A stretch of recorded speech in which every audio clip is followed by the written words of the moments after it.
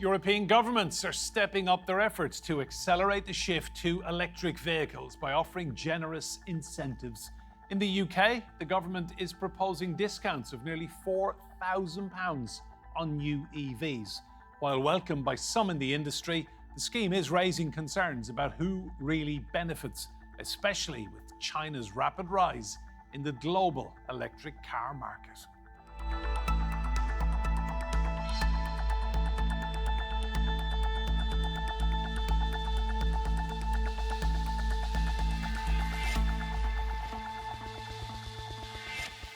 Hello and welcome to Roundtable. I'm Enda Brady. Now, to help encourage drivers move away from petrol and diesel cars to electric vehicles, some European governments are issuing a wave of incentives.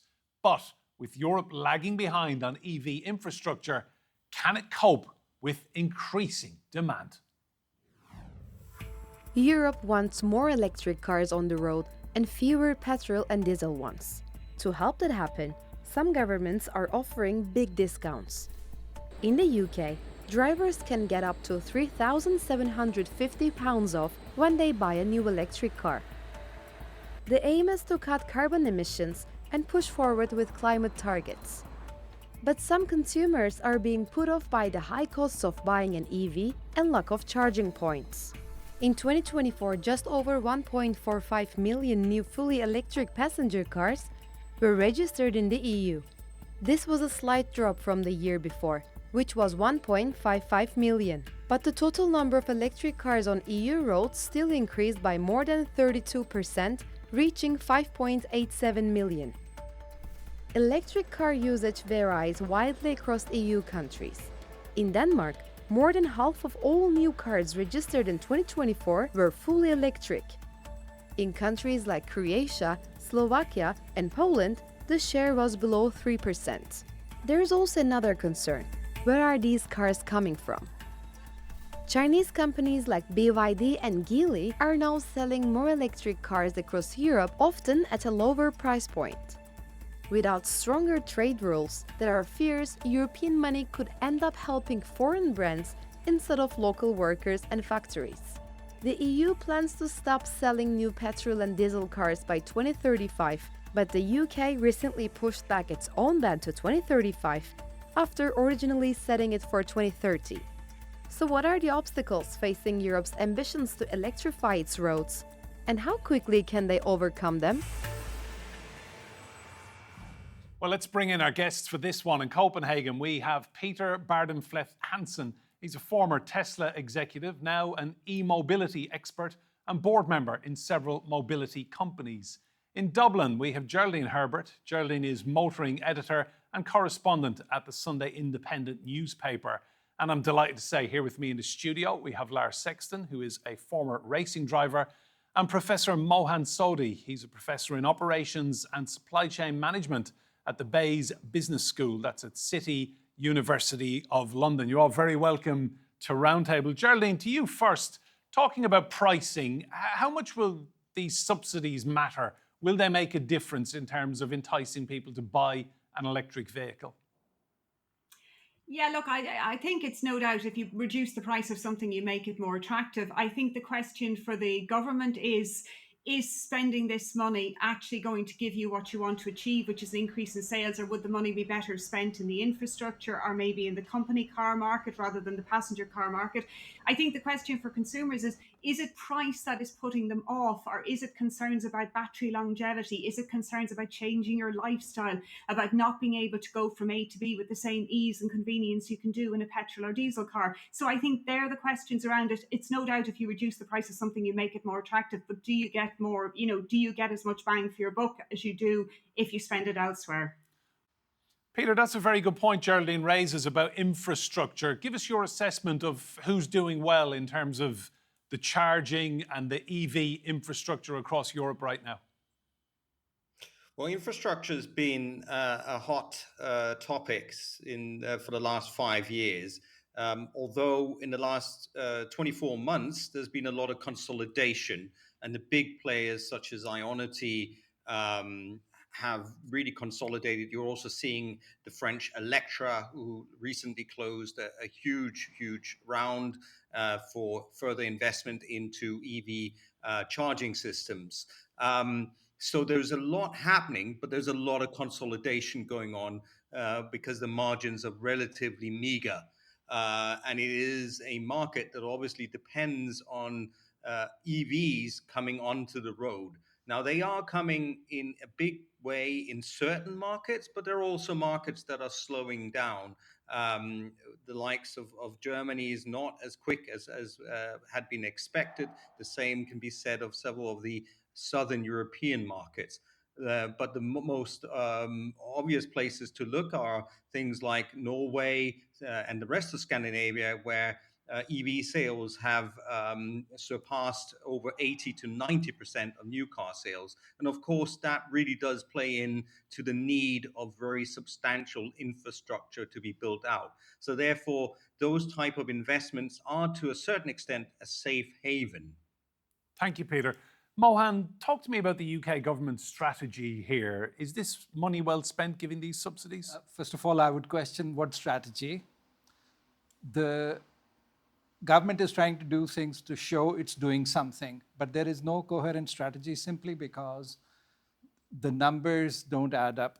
Currently, the UK government gets about 25 billion pounds a year in fuel duty. Each time you buy a litre of petrol, Taxes. you're paying 54 pence as government tax. That's revenue for the government.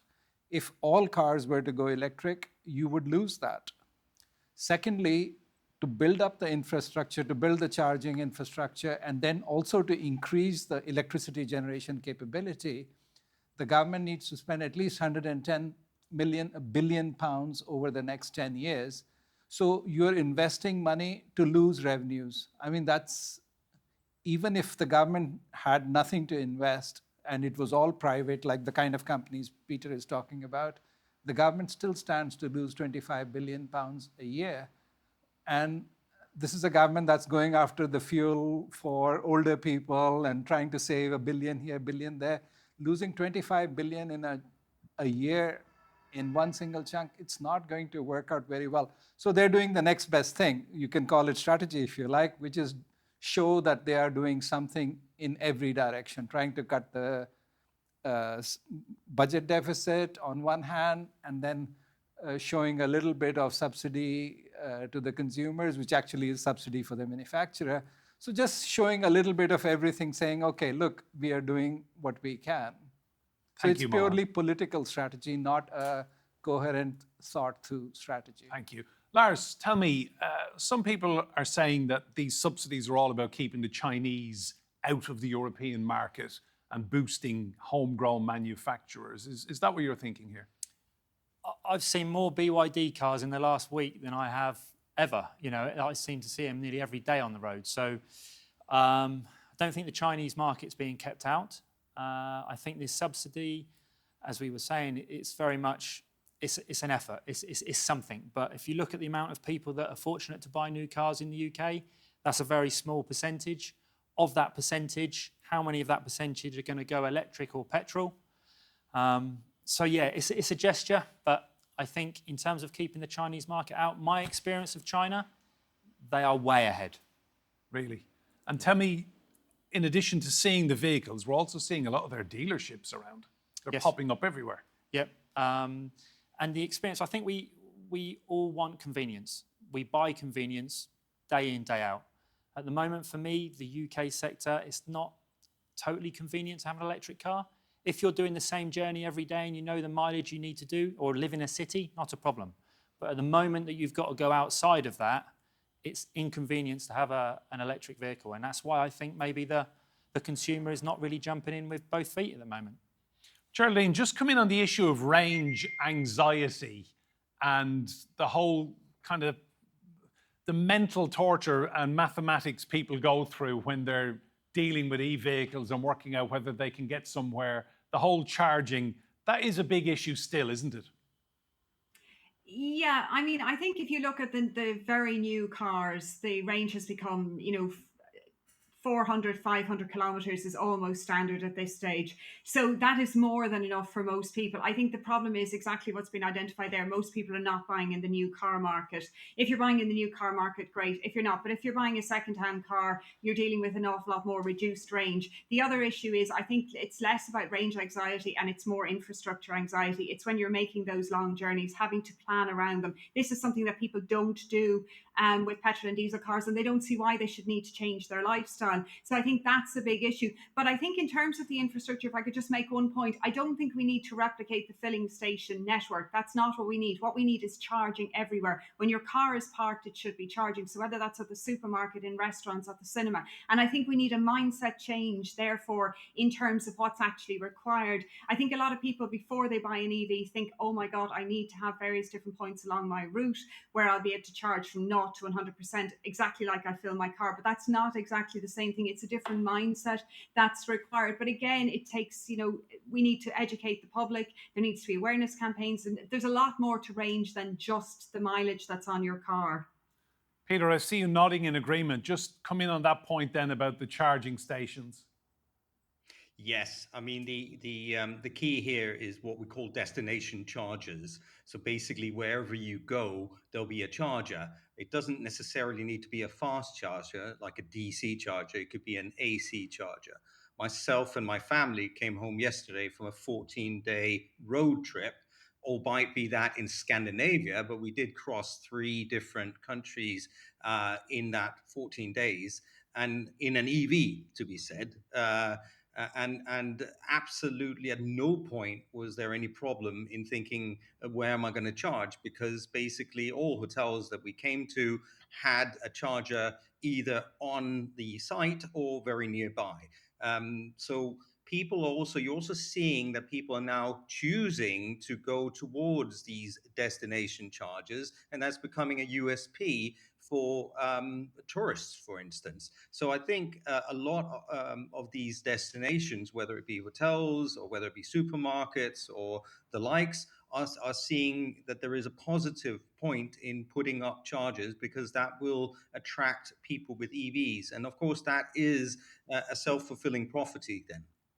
Thanks, Peter. Mohan, to you. I see Rachel Reeves, the Chancellor and the UK government finance minister, effectively. She's allocated £400 million to upgrade charging points across the UK. Is that anywhere near enough money? Well, 400 million compared to 110 billion for the next 10 years, that's a little bit of a difference. So that's, like I said, the strategy is just to show the government is doing something, put in a little bit of subsidy for the consumer, put in a little bit of charging points, show that they are doing something without actually doing anything. So you're not convinced that there's any strategy with this UK There is government? no strategy because they can't. They have to somehow show the UK is greening, and the UK is greening because it's one of the very few countries in the world where most of the electricity is currently green from renewable. It's one of the very few countries in the world. So she could build on that. Instead, if we are trying to build more electric cars, the new electricity the additional electricity that will be needed will have to come by burning carbon fuels. Thanks, Mohan. Lars, you've driven extensively in China in e-vehicles. Talk me through the charging experience you had. I was saying to Mohan before the program, we were low on battery. We needed a charging station, and we tapped on the screen, and it was like a sea of ants. All the charging stations were available close to where we were, like a sea of ants. So we selected a station. We then selected our battery, drove there within 5 minutes. There wasn't a person on site. We drove up to an empty corner of a car park. The barrier recognized the car. The barrier comes up. You drive into a parking space, take your hands off the steering wheel, sit and have a nice rest. Then the car self-parks itself into a garage slot above the floor. The floor then opens up, and within 4 minutes, the battery's been undone, taken out from underneath, put into a charging dock underneath the ground, and the battery that you then selected is put in the car. So you're in and out 4 minutes, and you haven't even seen anybody. So this is like pit stop stuff in Formula One. Yeah, exactly. It's the equivalent of. Geraldine, having just heard about Lars' experience of driving in China, how far away are we in Ireland and the UK and Western Europe to getting to that level of quick charge?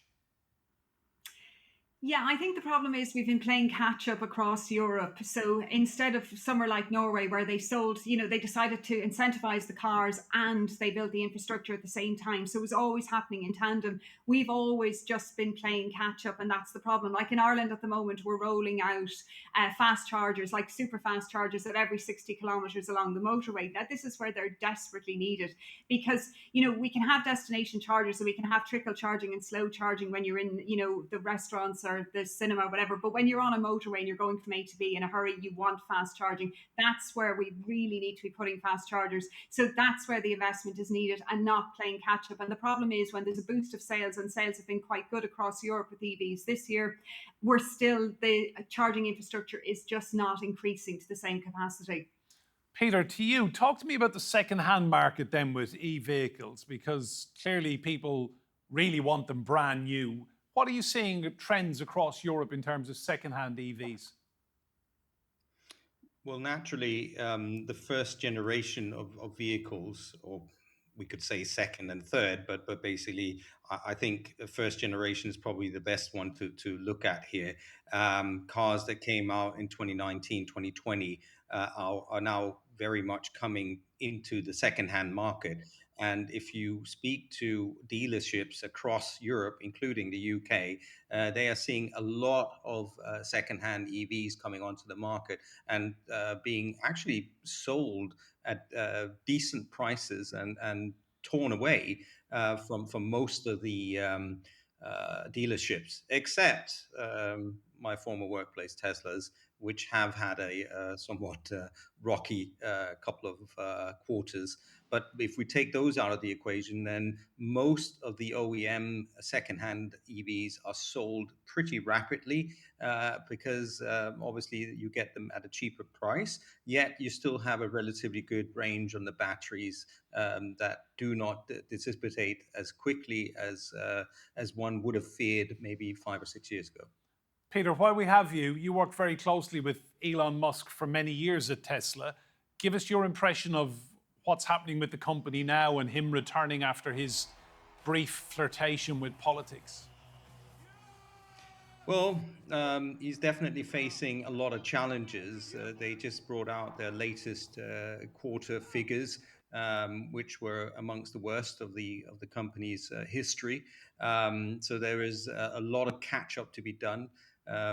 As mentioned just before, BYD have been very quick at taking up their space in the market, if you like, where some consumers have been apprehensive in buying Teslas because that would have been seen to be supporting Elon Musk. So all of that is a negative, basically on almost all parameters, except for the infrastructure build out that has been a negative for Tesla. But Elon is very good at selling the future. And that's why we're seeing that the share price is actually relatively stable. It has lost quite a bit since the beginning of the year, but not as much as one could have expected given the figures that they've come out with. But that's simply because Elon is very good at the promise of what's to come, particularly income from the robo-taxis, income from the robot part of the company and the AI part of the company. So we cannot deem Tesla out by any means. Thank you, Peter. Mohan, I want to talk about what President Trump has done in his so-called Big Beautiful Bill. He's reducing the subsidies on e-vehicles after the fallout with Musk. He's got other car companies to worry about besides Tesla. So the question is, what cars do consumers want? And Geraldine outlined various reasons why consumers might still prefer internal combustion engine cars. So he's just saying, let's get rid of all this nonsense about subsidies for the consumer and therefore the manufacturer. Let the market play out itself. If infrastructure building is done by private sector, let them do it at their own risk. Why build government deficits? Why add to the government deficit by something that consumers are not even really sure about whether they want it or not? Thanks, Mohan. Lars, going back to the pricing, so the UK government's discount is effectively the top range greenest EVs. You'll receive a discount of £3,750. That's a lot of money, isn't it? I mean, do you think that's really going to spark people's interest in getting an EV? People who've been sitting on the fence, watching what's going on, and suddenly they see that headline. That's a lot of money to offer off. It is a lot of money, and I think it could sway the people that are sitting on the fence. For me, I think it's still a gamble. Would I go for it? No, I wouldn't, because I don't feel that the infrastructure's there. You know, when I've got neighbours that have got maybe family members coming for a holiday and there's an extension lead post through the window out onto the drive plugged into a charger, I laugh, because it's like, come on guys, this is not a serious solution. The destination charging that Peter spoke about in Norway seems fantastic, and that has to be the focus and the way forward. So for me personally, I think they would be better off spending the money on getting the infrastructure right to attract the customers, as opposed to offering an amount off of a new car. Thanks, Lars. Geraldine, which countries do you think are doing really well on this in Europe in terms of the infrastructure?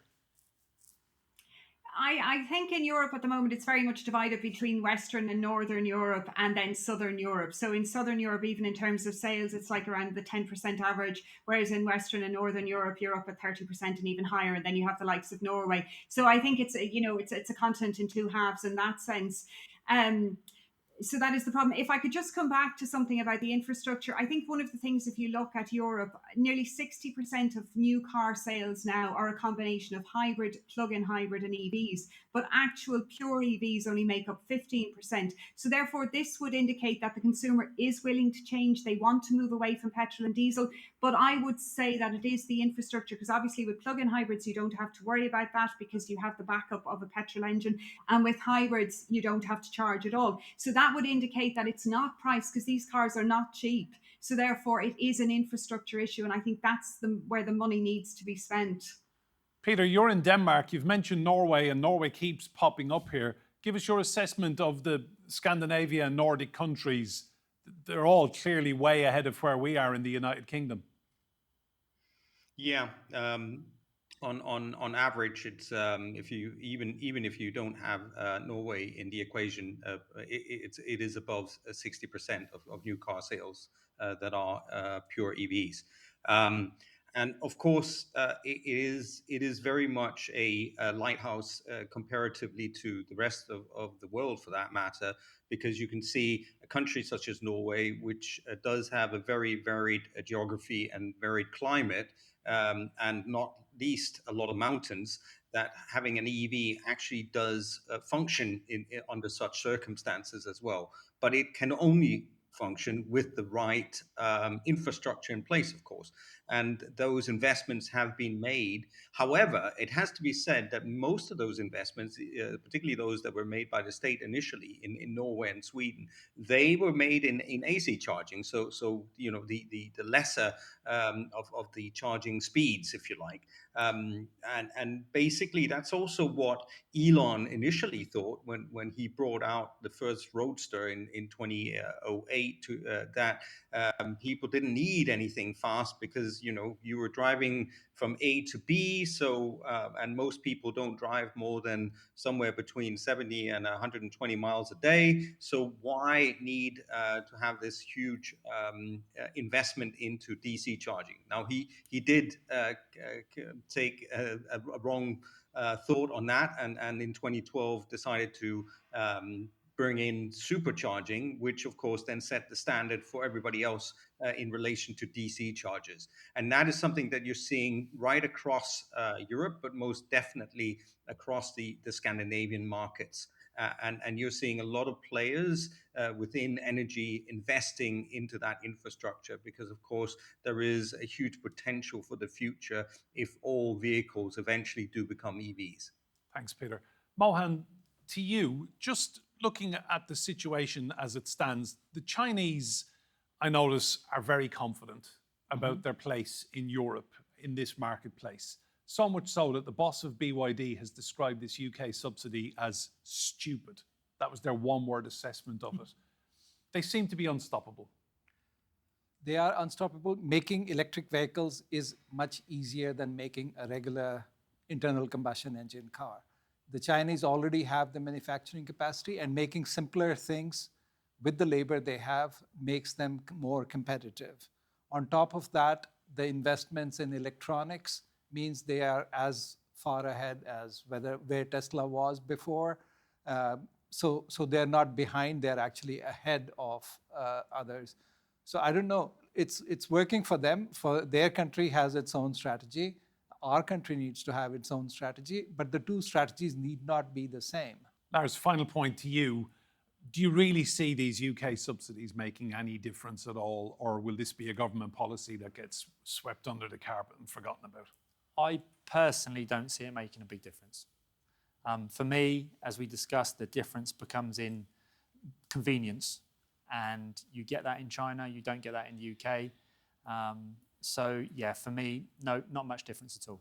Thank you, Lars. And Mohan, Geraldine in Dublin, and Peter in Copenhagen. Thank you all so much. Remember, you can see more discussion and debate on our YouTube channel. Just search for Roundtable TRT World. But for now, from me, Enda Brady, and all the team here, goodbye and thank you for watching.